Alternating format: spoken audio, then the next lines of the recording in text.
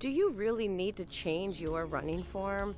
Hey, this is Coach Lisa with the Running University, helping you put the fun in your run. And running technique is one of my things, so why am I actually going to maybe tell you why you shouldn't change your running technique?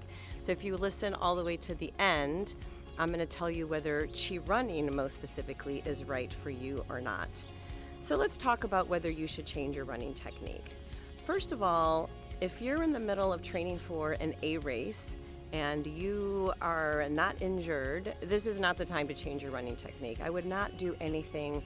Just keep doing what you're doing and don't worry about it.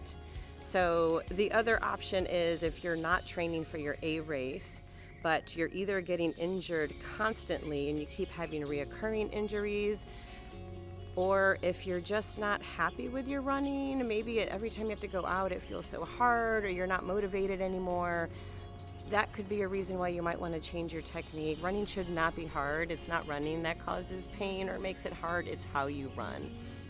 So those are some good examples of why you would definitely want to change your running form. The first reason why you don't want to change your running form is, they say if it ain't broke, don't fix it, right? Like if you're not getting any injuries whatsoever and you're really happy with your running performance, and you're feeling great every time you go out on a run, it doesn't feel hard to you, then I would say don't change anything. If everything's going really swell for you, then awesome, don't do anything. This is the only time I say that it's okay not to change your technique though, outside of the fact if you're training for your A race right now. Definitely not a time to change your technique, so long as you're not injured. If you are injured and you're training for your A race, I would certainly work with a professional physical therapist and go from there. You may have to make some decisions about whether it's a good time to keep training for your race. So the major reasons why you would want to consider looking into running technique is A, ask yourself, did you really ever learn how to run?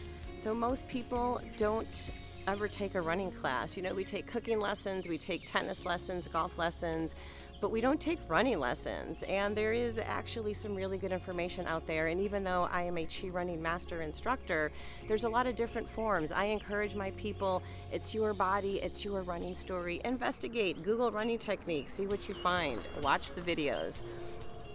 And some of the other major reasons that you might want to change your running technique is if you are really looking at improving your performance, whether that means you want to get faster or you also want to go longer because you need to learn how to be more efficient the longer you go. Another good reason is if running just feels hard for you. If it feels hard for you, it really shouldn't feel hard. So there's probably something you're doing in your technique.